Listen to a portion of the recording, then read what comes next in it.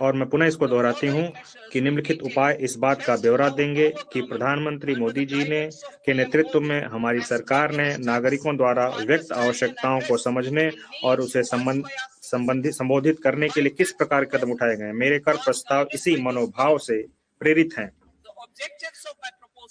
मेरे प्रस्ताव के उद्देश्य इस प्रकार हैं: मध्य वर्ग पर विशेष ध्यान देते हुए व्यक्तिगत आयकर सुधार, कठिनाइयां कम करने के लिए टीडीएस और टीटीएस को युक्तिसंगत बनाना, स्वैच्छिक अनुपालन को प्रोत्साहित करना, अनुपालन के बोझ को कम करना, व्यवसाय कम करने की सुगमता, रोजगार और निवेश।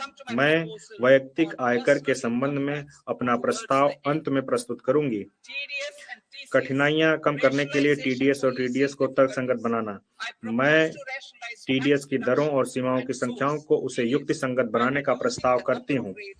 इसके अलावा बेहतर स्पष्टता और एकरूपता के लिए टीडीएस हेतु राशि की सीमा बढ़ाई जा रही है। वरिष्ठ नागरिकों के लिए ब्याज दर पर कटौती की सीमा 50,000 से दोगुनी बढ़ाकर 1 लाख की जा रही है।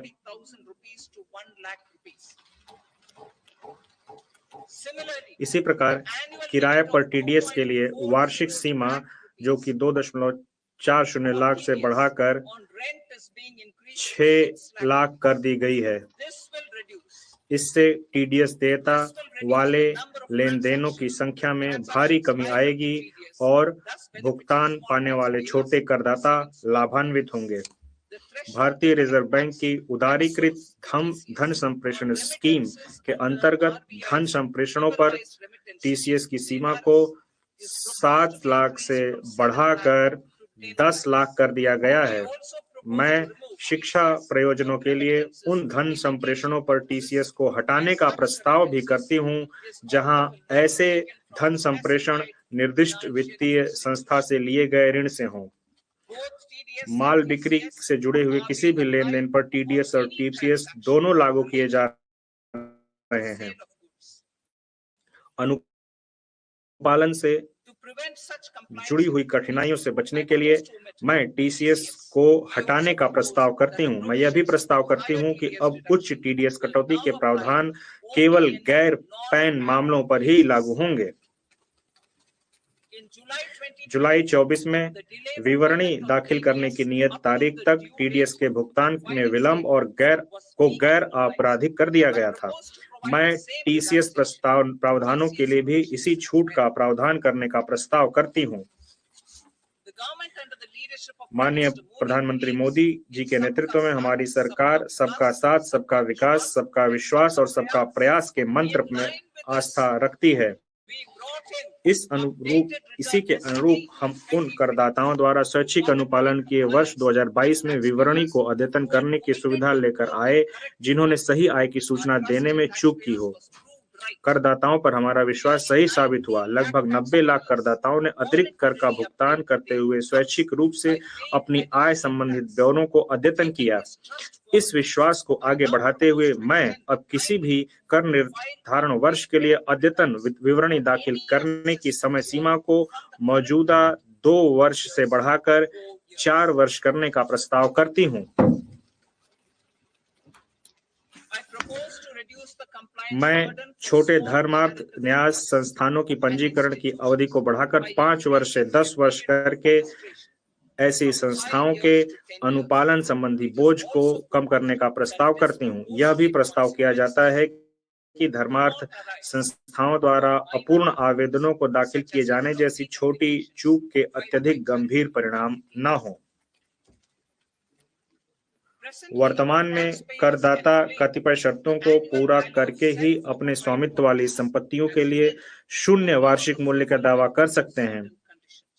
करदाताओं को हो रही कठिनाइयों को देखते हुए बिना शर्त के ऐसी 2 संपत्तियों के लाभ की अनुमति प्रदान करने का प्रस्ताव किया जाता है।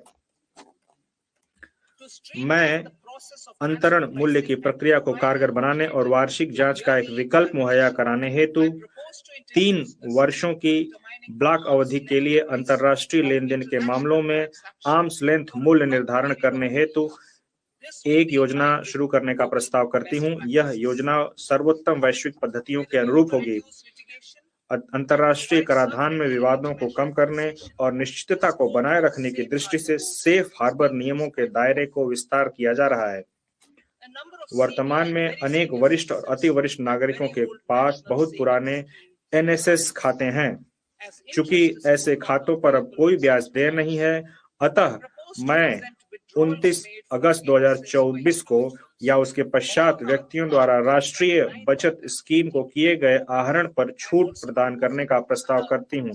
मैं एनपीएस वात्सल्य खातों के लिए भी ऐसी ही व्यवस्था का प्रस्ताव करती हूँ, जैसे कि समग्र सीमाओं के अध्ययन सामान्य एनपीएस खातों के लिए उपलब्ध है। जुलाई 2024 में मेरे भाषण में मैंने वचन दिया था कि अपीलीय आदेशों को प्रभावी करने सहित सभी प्रक्रियाओं को अगले 2 वर्षों में डिजिटलाइज करते हुए इन्हें कागज रहित कर दिया जाएगा। मुझे यह घोषणा करते हुए प्रसन्नता हो रही है कि डिजिटलीकरण को क्रियाशील किया जा रहा है।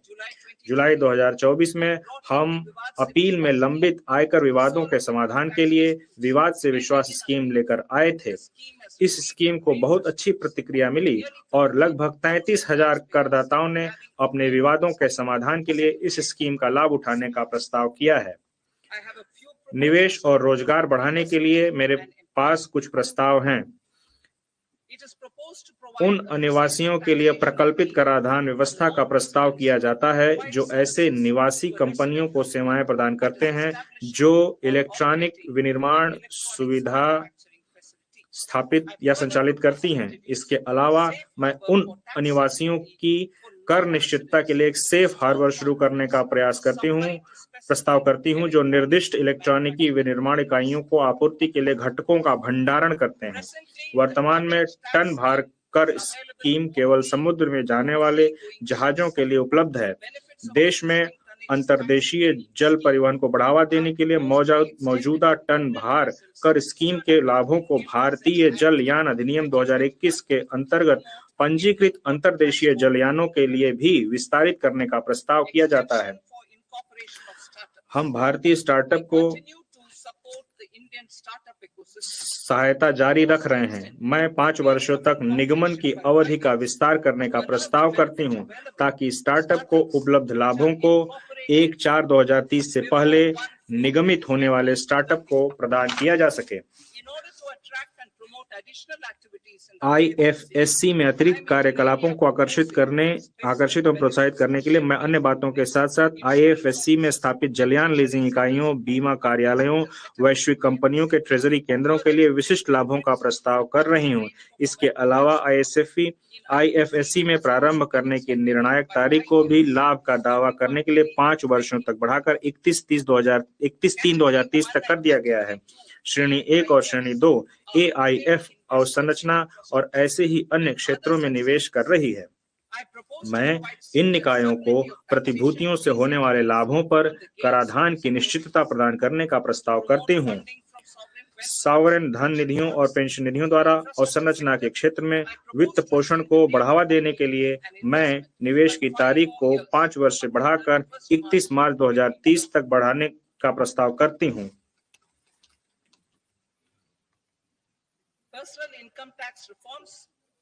मध्य वर्ग पर विशेष ध्यान देते हुए वैयक्तिक आयकर सुधार। विकसित भारत की ओर हमारी यात्रा में लोकतंत्र, जननांगिकी और मांग हमारे मुख्य सहायक स्तंभ हैं।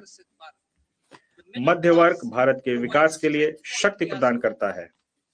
प्रधानमंत्री मोदी जी के नेतृत्व में सरकार ने राष्ट्र निर्माण में मध्य वर्ग की सराहनीय ऊर्जा और क्षमता में हमेशा विश्वास जताया है।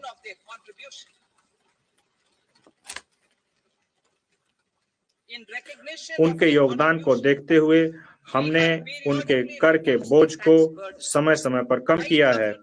2014 के बाद तुरंत शून्य कर स्लैब को बढ़ाकर 2.5 लाख कर दिया गया था, जिसे 2019 में बढ़ाकर 5 लाख कर दिया गया, 2023 में 7 लाख कर दिया गया। यह मध्य वर्ग की करदाताओं पर हमारी सरकार के विश्वास को दर्शाता है। मुझे अब यह घोषणा करते हुए प्रसन्नता हो रही है कि नई कर व्यवस्था के अंतर्गत 12 लाख तक की आय अर्थात विशिष्ट दर आय जैसे पूंजीगत लाभ को छोड़कर 1 लाख प्रतिमाह की औसत आय पर कोई आयकर देय नहीं होगा।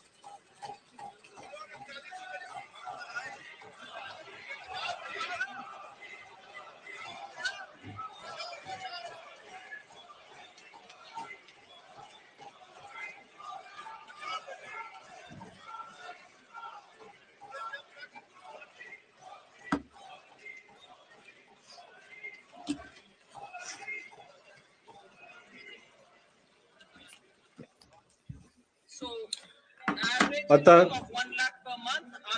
1 लाख अर्थात विशिष्ट आय दर जैसे पूंजीगत लाभ को छोड़कर नए व्यवस्था में यह जो लिमिट है वो 12.75 लाख की होगी वेतन भोगी करदाताओं के लिए, जो कि वर्तमान में 75,000 की मानक कटौती के कारण है। सभी करदाताओं को लाभान्वित करने के लिए सभी श्रेणियों में कर लैब और दरों में परिवर्तन किए जा रहे हैं। यह नई संरचना मध्य वर्ग के करों को काफी कम करेगी और घरेलू उपभोग, बचत और निवेश को बढ़ावा देने के लिए उनके पास अधिक धनराशि उपलब्ध होगी। मैं नई कर व्यवस्था में निम्नानुसार कर दर संरचना को संशोधित करने का प्रस्ताव करती हूँ। 0 से 4 लाख रुपए 0, 4 से 8 लाख रुपए 5%, 8 से 12 लाख रुपए 10%, 10 से 12 लाख रुपए 15%, 16 से 20 लाख रुपए 20%, 20 से 24 लाख रुपए 25%, 24 लाख रुपए से अधिक 30%।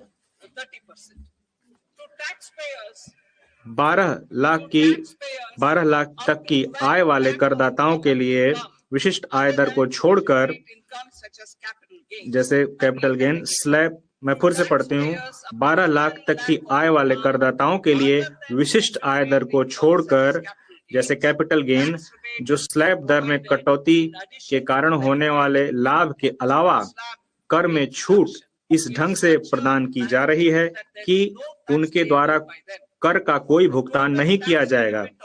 आय के विभिन्न दरों में स्लैब दर संबंधी परिवर्तनों और छूट के कुल कर लाभ को उदाहरणों के साथ दर्शाया जा सकता है। नई कर व्यवस्था में 12 लाख की आय वाले करदाता को कर में 80,000 रुपए का लाभ होगा, जो कि पुरानी कर दरों के अनुसार उसके देय कर का 100% होगा। 18 लाख रुपए की आय वाले व्यक्ति को कर में, जो कि 18 लाख की आय प्राप्त कर रहा है, उसको 70,000 रुपए, जो कि पुरानी कर दरों के अनुसार देय कर का 30% होगा, का लाभ होगा। जो 25 लाख की आय वाले व्यक्ति को 1,10,000 रुपए, जो कि पुरानी कर दरों के अनुसार 25% का होगा, का लाभ होगा। मेरे कर प्रस्तावों के प्रस्ताव अनुलग्नक में दिए गए हैं। इन प्रस्तावों के परिणाम स्वरूप प्रत्यक्ष करों में लगभग 1 लाख करोड़ और प्रत्यक्ष कर में और अप्रत्यक्ष करों में लगभग 2600 करोड़ का परित्याग होगा। माननीय अध्यक्ष महोदय, इसके साथ ही मैं इस बजट को सदन के सम्मुख रखती हूँ। जय हिंद।